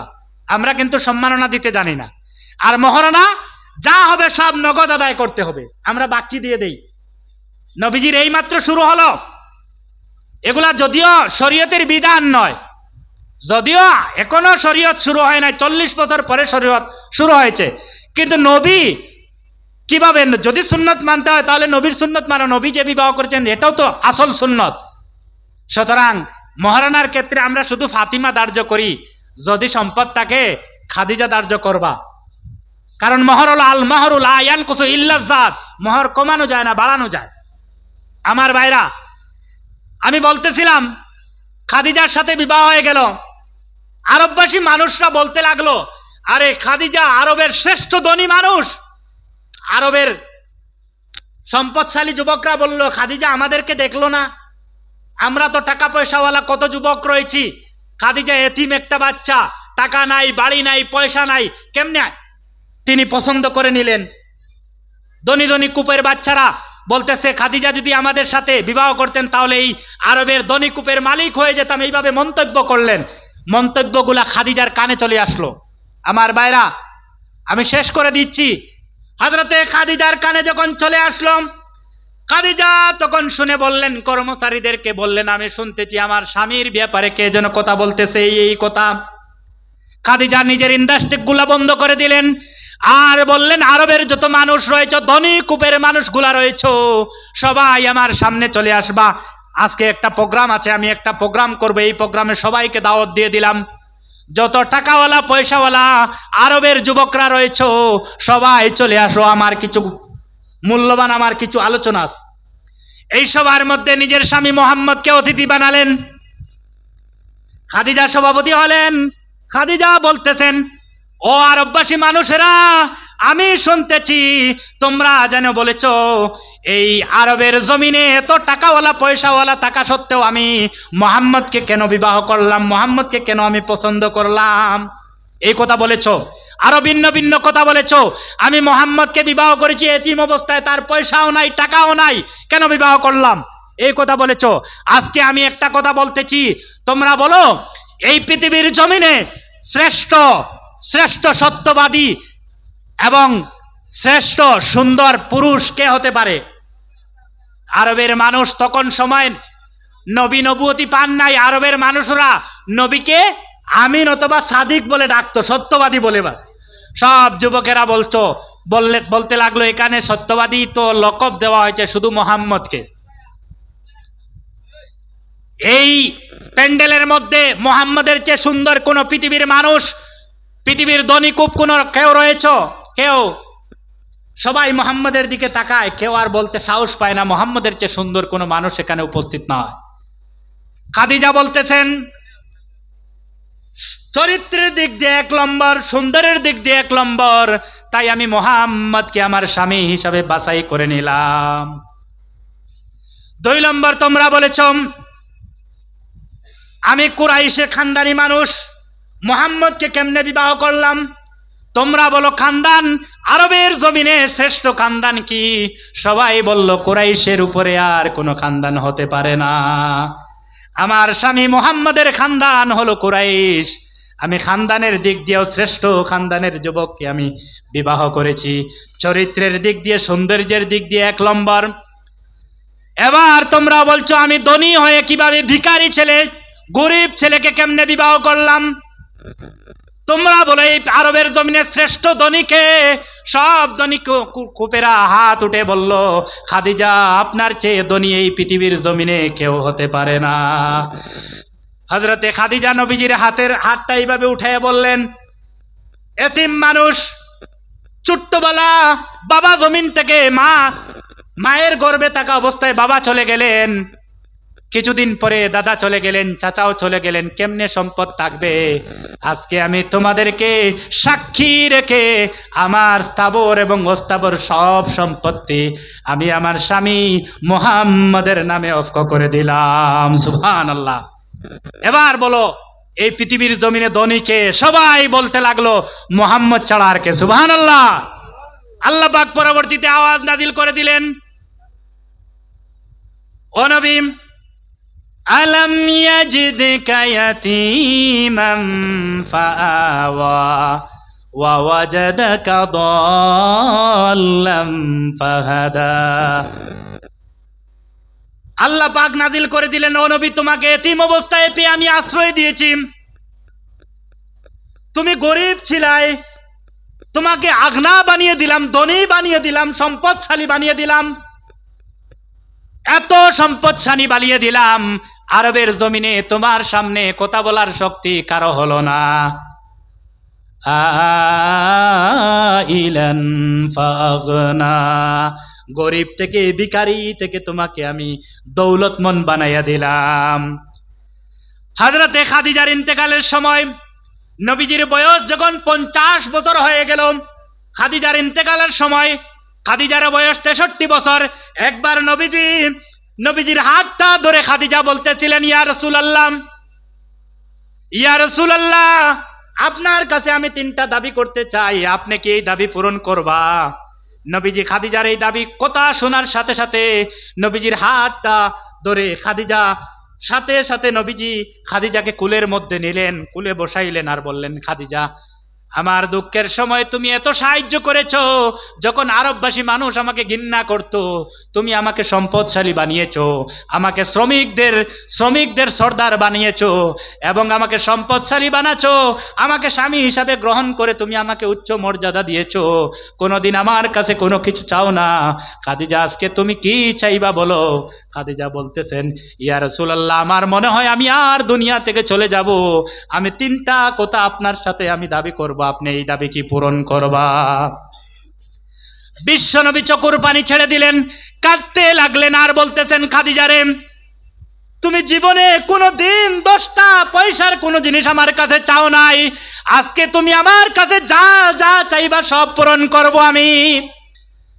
খাদিজা বলতে লাগলেন ইয়া রাসূলুল্লাহ জীবনে আমি কোনো আমল করি নাই, আমি শুনেছি আমি যখন কবরে চলে যাব কবরের মধ্যে সওয়াল জবাব হবে, এই সওয়ালের জবাব আমার পক্ষে দেওয়া সম্ভব হবে না, আপনি যদি আমার কবরের সওয়াল জবাবটা আপনি দিয়ে দেন তাহলে আমি আপনার পক্ষ থেকে শুকরিয়া আদায় করব ইয়া রাসূলুল্লাহ, আমার জবান থেকে কবরের সওয়ালের জবাবের আওয়াজ আসবে না। আপনি আমার হয়ে কবরের সওয়ালের জবাব দেওয়ার যদি আপনি একটু সহযোগিতা করেন ভালো হতো। নবীজি বললেন, খাদিজা মঞ্জুর করে নিলাম, আমি তোমার কবরের সওয়ালের জবাব দিয়ে দেব। ইয়া রাসূলুল্লাহ, আরেকটা দাবি, আপনার বরকতি হাত দিয়া যদি আপনি আমাকে গোসল দেওয়ান আর আপনার কোলে বহন করে যদি আমাকে দাফন করান, এই দাবিটা আমার যদি আপনি পূরণ করেন ইয়া রাসূলুল্লাহ, ইয়া রাসূলুল্লাহ, যদি আপনি এটা পূরণ করেন আমার জন্য ভালো হতো। নবীজি কেঁদে কেঁদে বললেন, খাদিজা তুমি আজকে যা চাইবা সব কবুল করব, তোমাকে আমি গোসল করাবো, আমি কাফন করাবো, আমি নিজে বহন করে তোমাকে কবরে রাখবো। আর 3 নম্বর খাদিজা বললেন, ইয়া রাসূলুল্লাহ, শুনেছি কবরে যখন রাখা হয় মানুষকে কিবলামুখী করে রাখা হয়, আমি এত গুনাহ করেছি, আমি আর পয়সাগুলার মধ্যে বেজাল থাকতে পারে, যারার পয়সার মধ্যে বেজাল থাকে তারা কবরে শোয়ানোর পরে তাদের মুখটা কিবলা থেকে সরে যায়, পশ্চিম থেকে পূর্ব দিকে হয়ে যায়। ইয়া রাসূলুল্লাহ, আপনার কুদরতি হাত দিয়ে আমার মুখখানা কিবলামুখী করে দিবা, যাতে করে ফেরেশতারা আপনার হাত দিয়ে কিবলামুখী করা থাকার কারণে আমার গুনার জন্য ফেরেশতারা যেন আমার মুখটা কিবলা থেকে সরায় না। নবীজি বললেন মঞ্জুর। আবার নবীজি বললেন, ইয়া খাদিজা আরো বলো, তুমি যা যা চাইবা সব আমি কবুল করব, সব শুনব। হযরতে খাদিজা যখন বলতেছেন, নবীজি কাঁদতেছেন আর বলতেছেন। কিছু সময়ের ভিতরে খাদিজার ইন্তেকাল হয়ে গেল, নবীজির হাতে ইন্তেকাল হলো। খাদিজাকে নবীজি গোসল করালেন, কাফন পরালেন, নিজে বহন করে কবরের মধ্যে রাখলেন। নবীজি নিজ হাত দিয়ে খাদিজার চেহারাটা কিবলামুখী করে রাখলেন। যতবার নবীজি হাত দিয়ে খাদিজার চেহারা কিবলামুখী করে রাখেন, ততবার এই মৃত মহিলা খাদিজার চেহারাটা আসমানমুখী হয়ে যায়। নবীজি বারবার কিবলামুখী হাত দিয়ে পশ্চিম দিকে চেহারাটা রাখেন, আর এই চেহারা হাতের রাখার পরেও মৃত অবস্থায় ময়িতের চেহারাটা কিবলামুখী হয়ে যায়। নবীজি অবাক হয়ে গেলেন, আরে কি ব্যাপার, কান্দন শুরু করলেন নবীজি। এমন সময় কবর থেকে আওয়াজ আসলো, কে জেনে বলতেছে, ইয়া রাসূলুল্লাহ, আপনি যত চেষ্টা করেন খাদিজার চেহারা আসমানমুখী করা অবস্থা থেকে কিবলামুখী করতে পারবা না, কারণ খাদিজা তোমার জীবনে যে সাহায্য করেছে, তোমার জীবনে খাদিজা যতটুকু ইসলামের জন্য যা ত্যাগ স্বীকার করেছে, তোমাকে যা সাহায্য করেছেন, শুধু কিবলার মালিক নয় আরশে আজিমের মালিক খাদিজার জন্য খুশি হয়েছেন। সুতরাং খাদিজার চেহারা কিবলার দিকে থাকবে না, খাদিজার চেহারার সম্পর্ক ডাইরেক্ট আরশে আজিমের মালিকের সাথে সম্পর্ক হয়ে গেছে। সুবহানাল্লাহ। এবার দাফন করা হলো।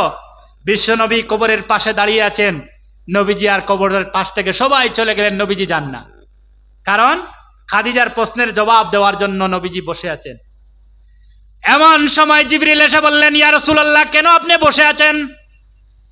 বলে, আমি খাদিজার প্রশ্নের জবাব দেওয়ার জন্য আমি ওয়াদা দিয়েছি, আমার স্ত্রীকে আমি ওয়াদা দিয়েছি, এই ওয়াদা পূরণ না করা পর্যন্ত আমি কবরের পাশ থেকে যাব না। এমন সময় বিশ্ব নবী মুহাম্মদুর রাসূলুল্লাহ সাল্লাল্লাহু আলাইহি ওয়াসাল্লামকে জিবরাইল বললেন, ইয়া রাসূলুল্লাহ, আপনি খাদিজার প্রশ্নের জবাব দেওয়ার জন্য এখানে বসার কোনো প্রয়োজন নাই, আপনি চলে যান। খাদিজার প্রশ্নের জবাব দেওয়ার জন্য আরশে আজিমের মালিক রেডি হয়ে গিয়েছেন। আল্লাহ রাব্বুল আলামিন নিজেই খাদিজার প্রশ্নের জবাব দিয়ে দিয়েছেন। সুবহানাল্লাহ। বিশ্বনবী যখন খাদিজারে দফন করে চলে আসলেন, এই মাসটা ছিল আমুল হযন, চিন্তার মাস। নবীজি অত্যন্ত চিন্তায় পড়ে গেলেন।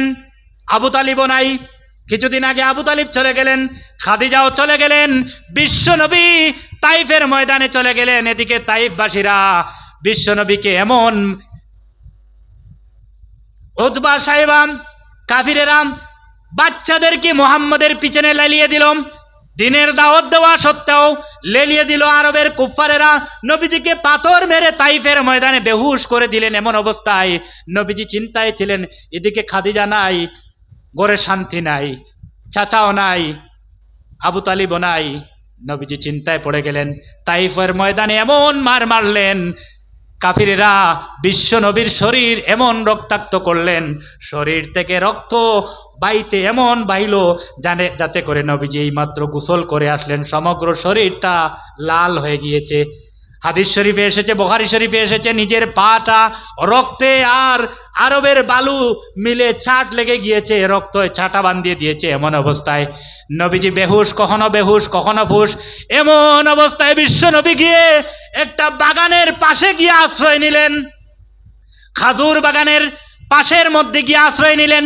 বিশ্ব নবী কাকে বলে শুনুন, এমন অবস্থায় আশ্রয় নিলেন, জিবরিল এসে বলতেছেন, ইয়া রাসূলুল্লাহ, এই কুফা তাইফবাসীরা আপনার উপর আঘাত করেছে, আপনি আমাদেরকে পারমিশন দেন। আল্লাহ পাক বলছেন, আপনি যদি পারমিশন দেন, রহমতুল্লিল আলামিন কাকে বলেন শুনুন, যদি আপনি পারমিশন দেন, এই পাহাড় উহুদ পাহাড় আর এই পাহাড় একত্রিত করে তাইফের মানুষগুলাকে আমরা শেষ করে দেই। আল্লাহ পাক বলছেন, যদি আপনি বলেন কুফার তাইফের কুফারদেরকে আমরা শেষ করে দেওয়ার জন্য আল্লাহ পাক বলেছেন আপনার অনুমতি চাই। আল্লাহর হাবিব রক্তাক্ত অবস্থায় বলছেন, জিবরাইল, আমি যদি তোমাকে পারমিশন দিয়ে দেই কাফেরগুলাকে তুমি মেরে ফেলো, তখন আমি কার কাছে গিয়ে পৌঁছাবো? লা ইলাহা ইল্লাল্লাহু মুহাম্মাদুর রাসূলুল্লাহ, আমি কার কাছে গিয়ে পৌঁছাবো? মুহাম্মাদুর রাসূলুল্লাহ।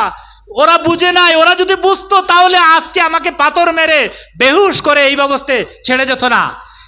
বিশ্ব নবী বসে আসতেন যে বাগানের মধ্যে পৃথিবীর জমিনের শ্রেষ্ঠ ইসলামের শত্রু উতবা সাইবা মিলিত একটা খাজুরের বাগান, এই খাজুরের বাগানে আশ্রয় নিলেন। এমন সময় বাগানের দারোয়ান, বাগানের মালিক আদ্দাস নামের একজন মালিক, একটা গোলাম এসে বলল, তার মালিককে বলল, আমার বাগানে রক্তাক্ত অবস্থায় একজন মানুষ 50 থেকে 61 বছর 51 বছর বয়স হবে, রক্তাক্ত অবস্থায় গাছের পিঠের মধ্যে এজান দিয়ে বসে আছেন বেহুশ অবস্থায়। তখন উতবা বলল, তা একটা জুসের গ্লাস দিয়ে বলল, তাকে জুস পিতে দাও।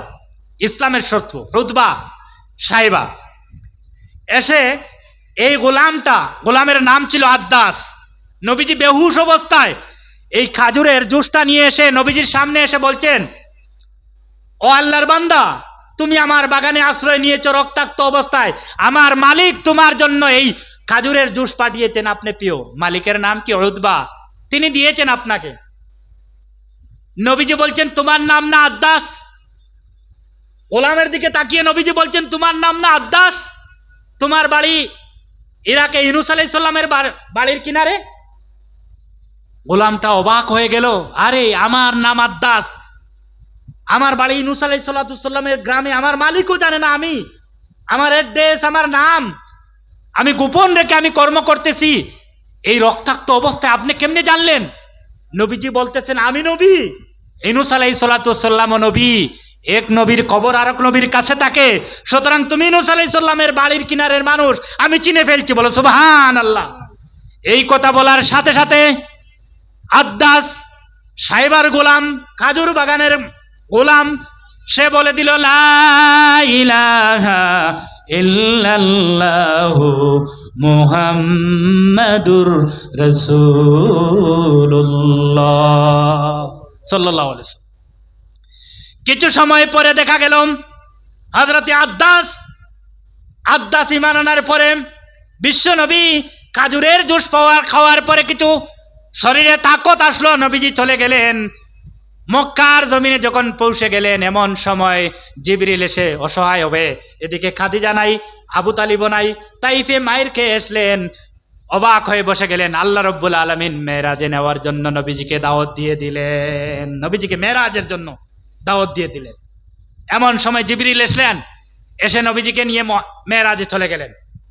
এই যে আসরা বিআবদিহি লাইলাম মিনাল মসজিদিল হারাম ইলাল মসজিদিল আকসা, নবীজিকে মসজিদে আকসায় হারাম থেকে আকসায় নেওয়া হলো, তারপরে মসজিদে আকসা থেকে সোজা আল্লাহ রব্বুল আলামিন আরশে আজিম, লৌহ, কুরসি সব কিছু আল্লাহ পাক দেখায় আবার ফিরে নিয়ে আসলেন। পরের দিন এসে নবীজি আবু বকরকে বললেন এই ঘটনা। আবু বকর বলতে লাগলেন, সদ্দাক্তা ইয়া রাসূলুল্লাহ। আবু জেহেল যখন শুনলো, নবীজি মেরাজের কথা যখন শুনলো, আবু জেহেল এলান করতে শুনছো, পাগলকে তাইফের ময়দানে মানুষ এত পিটাপিটি করলো, তারপরেও পাগল শুধরালো না। আজকে বলতেছে কালকে বলে তিনি মেরাজ করে আসলেন, আল্লাহ সাথে দেখা করে আসলেন, জান্নাত জাহান্নাম দেখে মুহূর্তের সময় চলে আসলেন। কিভাবে সম্ভব? মেরাজের ঘটনা এভাবে বলতেছেন, পাগলে কি না বলে এই কথা নিয়ে ছড়াচ্ছে। কিন্তু সাহাবায়ে কেরামরা যখন শুনলেন আবু বকর লোকর সাথে সাথে বললেন, সাদ্দাকতা ইয়া রাসূলুল্লাহ, আপনি যা বলেছেন সব সত্য, আপনার মেরাজ সত্য। মেরাজের ঘটনা যে সময় হয়েছিল, নবীজির বয়স ছিল 51।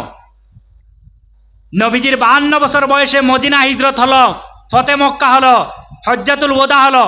63 বছরের সময় ইন্তেকাল যখন করিব হয়ে গেল, আমি সংক্ষেপে নবীজির জীবনীটা বলতেছি।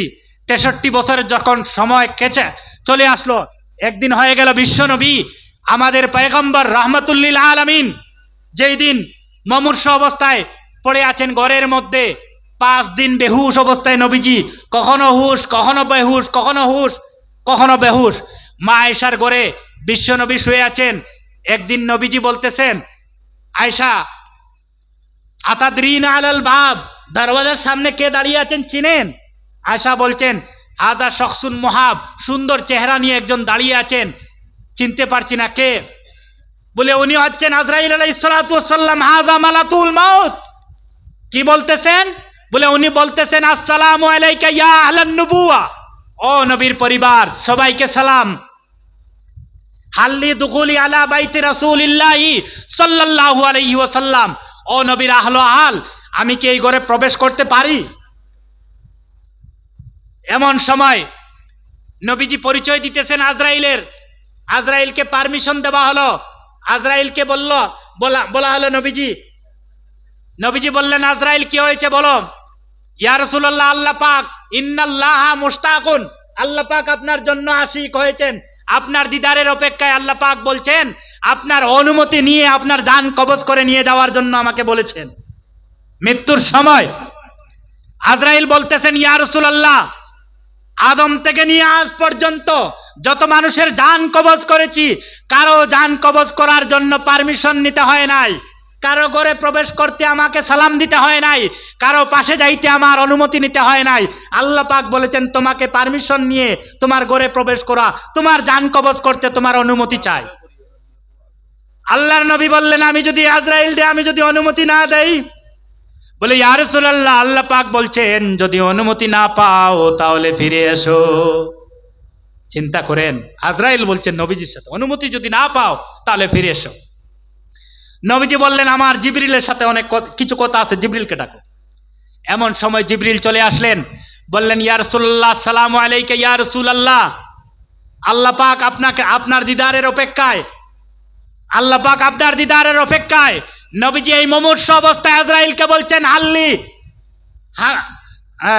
আমি দুনিয়া থেকে চলে যাব, আমার এরপরে মাল্লি উম্মতি মিম্বাদি, আমার উম্মতের জন্য পরে আমার জামিন কে হবে, উম্মতের জন্য কি করবা? নবীজিকে বলা হলো, ইয়া রাসূলুল্লাহ, আল্লাহ পাক বলছেন তোমার উম্মতের জামিন তিনি হয়ে যাবেন, সুতরাং তুমি চিন্তা করার কারণ নাই, আপনি আজরাইলের কথায় একমত হয়ে যান, আজরাইলের কথায় একমত হয়ে যান।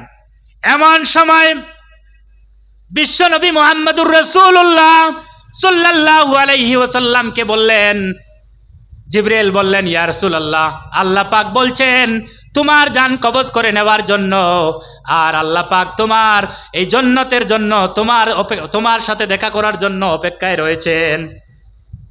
নবীজি তখন আবার বললেন, আমি তখন চলে যাব আল্লাহর দিদারে, আমি যাওয়ার পরে আমার উম্মতের দিদার কিভাবে হবে?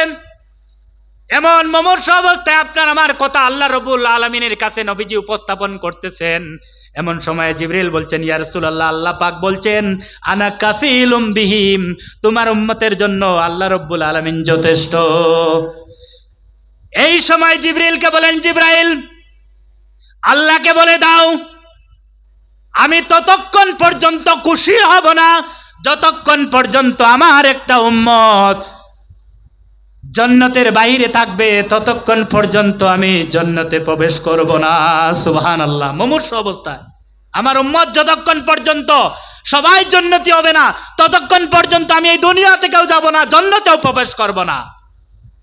আল্লাহ পাক পরবর্তীকার আলামিন মঞ্জুর করে দিলেন। এমন সময় নবীজি অনুমতি দিয়ে দিলেন আজরাইলকে জান কবজ করার জন্য। আজরাইল নবীজির জান কবজ করার জন্য হালকা হাত সিনার মধ্যে যখন লাগালেন, হালকা ভাবে হাত লাগালেন, বিশ্ব নবী চিৎকার দিয়ে আজরাইলের হাতটা এইভাবে সরিয়ে বললেন, আজরাইল, এইনি তোমার আল্লাহ বলেছেন আমাকে দয়া করে মেহেরবানি করে কষ্ট না দিয়ে আমাকে মৃত্যু করা, আমার মৃত্যু জান কবজ করা এইনি। আজরাইল ডেম, মৃত্যুর মধ্যে যদি এত যন্ত্রণা হয়, তোমার আল্লাহ কি এইভাবে বলেছেন? আজরাইল পুনরায় আরো হালকা করে সিনার মধ্যে হাত লাগালেন। নবীজি আবার বললেন, আজরাইল, হাত সরিয়ে বললেন, আজরাইল, আমার মনে হয় উহুদ পাহাড়টা আমার সিনার মধ্যে ঢেলে দিয়েছ। মৃত্যুর মধ্যে যদি এত যন্ত্রণা হয়, তোমার হাতের মধ্যে এত যন্ত্রণা। আবার আজরাইল আরো হালকা করে, এই নিয়ে তোমার আল্লাহ বলেছেন আমাকে কষ্ট না দিয়ে জান কবজ করার, তুমি তো উহুদ পাহাড় আমার সিনার মধ্যে রেখে দিয়েছো। পুনরায় আবার তৃতীয়বার যখন হালকা করে আজরাইল হাত দিলেন, বিশ্বনবী আবার হাতটা ছেড়ে দিয়ে বললেন, আজরাইল রে, এবার উহুদ পাহাড় নয়, গোটা কায়নাত, পৃথিবীটা, সমগ্র কায়নাত যেন হয় আমার সিনার মধ্যে রেখে দিয়েছো, এত যন্ত্রণা মৃত্যুর। নবীজি কাঁদতেছেন আর বলতেছেন, এত যন্ত্রণা যদি মৃত্যুর হয়, আজরাইল, একটা কথা বলতে চাই, তোমার মানুষের জান কবজ করতে যদি এত কষ্ট হয়, তোমার হাতের মধ্যে যদি এত কষ্ট থাকে, এত যন্ত্রণা তোমার হাতের মধ্যে, হাত দ্বারা মানুষকে দিয়ে থাকো, মানুষ যদি মৃত্যুতে এত কষ্ট পায়, আজরাইল, আমি একটা কথা বলি, আল্লাহকে বলে দাও, তোমার হাতের মধ্যে যা শক্তি আছে সব শক্তি আমার সিনায় ঢেলে দাও। মৃত্যুর যত যন্ত্রণা হতে পারে, কিয়ামত পর্যন্ত আমার উম্মতের যত মৃত্যুর যন্ত্রণা হবে, আমি মুহাম্মদ আমার সিনা খুলে দিলাম, আমার সিনার মধ্যে মৃত্যুর সব যন্ত্রণা ঢেলে দাও। তবে কথাটা হচ্ছে, আজকে সব মুমিনের মৃত্যুর যন্ত্রণা আমার সিনার মধ্যে দিয়ে দাও, আমি দুনিয়া থেকে চলে যাব, আমার উম্মতের যেন মৃত্যুর সময় যেন কোনো কষ্ট না হয়। সুবহানাল্লাহ। নবীজির ইন্তেকাল হয়ে গেল। হাদিস শরীফে এসেছে, ভালো মৃত্যুর আলামত, যারা মৃত্যুর সময় হাসি মুখে যারা মৃত্যুবরণ করে, তারা ভালো মৃত্যুর আলামত, ওদের চেহারা হাসি অবস্থায় চলে যায়, মৃত্যুর কোনো যন্ত্রণা থাকে না। নবীজির উপর যাদের ঈমান, বিশ্বাস, আকীদা বেশি থাকে, ওরা মৃত্যুর অবস্থায়, মৃত অবস্থায় যে সময় দুনিয়া থেকে বিদায় নেয়, আল্লাহ রব্বুল আলামিন তাদের মুমূর্ষ অবস্থায় মৃত্যুর যন্ত্রণাটা, বিশ্ব নবীর মুমূর্ষ অবস্থায় যে ওয়াদা করেছিলেন মুমিনদের মৃত্যুর যন্ত্রণা, সেই সময় আল্লাহ পাক ক্ষমা করে দেন। সুতরাং মুমিনরা যখন দুনিয়া থেকে বিদায় নেয়, তাদের কোনো মৃত্যুর কোনো কষ্ট হয় না, হাসি মুখে ওরা বিদায় নেয়। সুতরাং নবীজি দুনিয়া থেকে যেই দিন বিদায় নিয়েছেন, আমাদের জন্য কেঁদে কেঁদে দুনিয়া থেকে বিদায় নিয়েছেন। হাসরের ময়দানে তামাম আম্বিয়া কেরামরা বলবেন, ইয়া নফসি, ইয়া নফসি, আর আমার নবী বলবেন, বুখারী শরীফে এসেছে, ইয়া উম্মতি, ইয়া উম্মতি। সুবহানাল্লাহ। শ্রেষ্ঠ নবী শ্রেষ্ঠ উম্মতের জন্য, আমাদের জন্য কেঁদেছেন এবং হাসরের ময়দানেও কাঁদবেন। নবীজি বলছেন, ইন্নী লা আরদা, ততক্ষণ পর্যন্ত আমি রাজি হব না যতক্ষণ পর্যন্ত একটা আন্না ওয়াহিদাম মিন উম্মতি, একটা আমার উম্মত জান্নাতের বাইরে থাকবে, ততক্ষণ পর্যন্ত ওয়াল্লাহি, আল্লাহর কসম, আমি জান্নাতে প্রবেশ করব না। সুবহানাল্লাহ। আমি আপনাদের অনেক সময় নষ্ট করে ফেলেছি। আল্লাহ পাক যেহেতু আমাদের আজকে ঈদে মিলাদুন নবী উপলক্ষে আমাদেরকে এখানে উপস্থিত হওয়ার তৌফিক দিয়েছেন, আমাকে যা বলালেন, আমরা যা শুনলাম, নবীজির মিলাদ এবং নবীজি সম্পর্কে আমরা যা শুনলাম, আমল করার যেন তৌফিক দান করেন। নবীজির মিলাদটা হলো আমাদের আলোচ্য বিষয়, আর সিরাতুন নবী যেটা হলো, নবীজির চরিত্র হলো আমাদের জন্য শরীয়ত। চরিত্রটা শুরু হয় 40 বছর থেকে দুনিয়া থেকে বিদায় যাওয়া পর্যন্ত, 63 বছর বয়স পর্যন্ত। এই সময় শরীয়তের বিধান, যেই সময় কোরআন নাজিল হয়েছে, শুরু হয়েছে, এবং নবীজির ইন্তেকাল পর্যন্ত আমাদের এই সময়কালটা হলো আমাদের জন্য শরীয়ত। আর সাধারণত আমরা, আমার আগের বক্তা বলেছেন যে আমরা ঈদে মিলাদুন নবী পালন করি রবিউল আউয়াল মাসে, তো নবীজি দুনিয়া থেকে বিদায় নিয়েছেন, নবীজির ওফাত দিবস পালন কেন করি না? হ্যাঁ, নবীজি যদিও ঈদে মিলাদুন্নবী 12ই রবিউল আউয়ালে বিদায় নিয়েছেন, এই কথা সত্য, দুনিয়া থেকে বিদায় নিয়েছেন, যেহেতু মানুষ রূপে জমিনে আগমন করেছিলেন। দুনিয়া থেকে যখন বিশ্বনবী অফাত হয়েছে মানুষ হিসাবে, দুনিয়া থেকে তিনি আমাদের চক্ষুর আলাল হয়েছে। নবীজিকে হায়াতুন নবী বলা হয়েছে, ফি কুবুরিহিম, তিনি কবরে জীবিত অবস্থায় আছেন। আর শরীয়তের বিধান হয়েছে, শরীয়তের বিধান হলো হাদিস শরীফে এসেছে বা তাফসীরের বিভিন্ন কিতাবে রয়েছে, ইন্না উলাদাতাহু আযামুন নিআম আলাইনা, নবীজির উলাদত হলো আমাদের জন্য শ্রেষ্ঠ একটা নিয়ামত। নবীজির উলাদতটা, জন্মটা হলো আমাদের জন্য একটা নিয়ামত। ইন্না উলাদাতাহু, নবীজির উলাদতটা হলো আমাদের জন্য একটা নিয়ামত। ও ওয়াফাতাহু আযামুল মাসাইবুল আনা, আর নবীজির মৃত্যুটা হলো আমাদের জন্য একটা দুঃসংবাদ, খারাপ সংবাদ। আর শরিয়াতু, আর শরীয়তের বিধান হচ্ছে, শরীয়তের বিধান হচ্ছে হাসাত আলা ইজহার শুকরি, শুকরির নিয়াম, যে নিয়ামতের শুকরিয়াটা আদায় করা শরীয়তের বিধান। যেহেতু নবীজির দুনিয়ার আগমনটা আমাদের জন্য নিয়ামত, সুতরাং শরীয়তের বিধান হচ্ছে, ইমাম জালালউদ্দিন সুয়ুতি বলছেন, শরীয়তের বিধান হচ্ছে ওয়াশুক্রু বা হাসাত আলা ইজহার শুকরি ওয়ান নিয়াম, শুকরিয়া আদায় করা, নিয়ামত আদায় করা, নিয়ামতের শুকরিয়া আদায় করা শরীয়তের বিধান। আর ওয়াসসাবরু ওয়াসসুকুনু ইনদাল মাসাইব, আর যে সময় কোনো মুসিবত মানুষের উপরে পড়ে, এই মুসিবতের সময় সবর করা অথবা তা চুপিয়ে রাখা শরীয়তের বিধান। সুতরাং আহলে সুন্নতের আলিমেরা নবীজির ওফাত দিবস আমরা পালন করি না, যেহেতু ওফাত দিবসটা আমাদের জন্য একটা দুঃসংবাদ।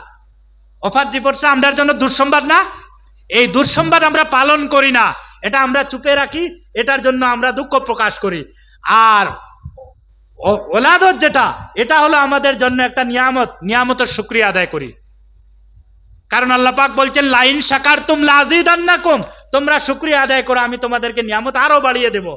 আর অথচ অন্য হাদিসে এসেছে হায়াতুন নবী, নবীজি হায়াতুন নবী, উনার যদিও দুনিয়াতে নাই, ওনার কবরের মধ্যে হায়াত, জীবিত অবস্থায় রয়েছেন।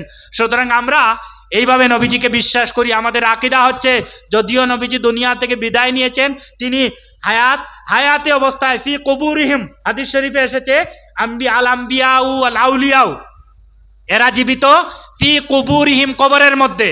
দুনিয়া থেকে যদিও বিদায় নেন, কবরের মধ্যে ওরা জীবিত, তাদের আমল অব্যাহত, ওরা নামাজ পড়তে পারে, আমরা যেভাবে নামাজ পড়ি ঠিক তেমনি নামাজ পড়ি। এটা হলো আহলে সুন্নাত ওয়াল জামাতের আকীদা।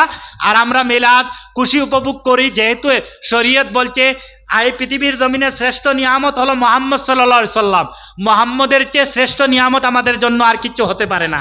সুতরাং মুহাম্মদ রাসূলুল্লাহ সাল্লাল্লাহু আলাইহি সাল্লাম আমাদের জন্য শ্রেষ্ঠ নিয়ামত, শ্রেষ্ঠ নিয়ামত না? আল্লাহ পাক পরওয়ারদিগার আলামিন মুহাম্মদের চেয়ে শ্রেষ্ঠ কাউকে পয়দা পৃথিবীর জমিনে করেন নাই। সুতরাং আমরা এই শুকরিয়া আদায় করি। আল্লাহ পাক পরওয়ারদিগার আলামিন আমাদেরকে যা বলালেন, আমরা যা শুনলাম আমল করার তৌফিক দেন। ওয়া আখির দাওয়ানা আলহামদুলিল্লাহি রাব্বিল আলামিন।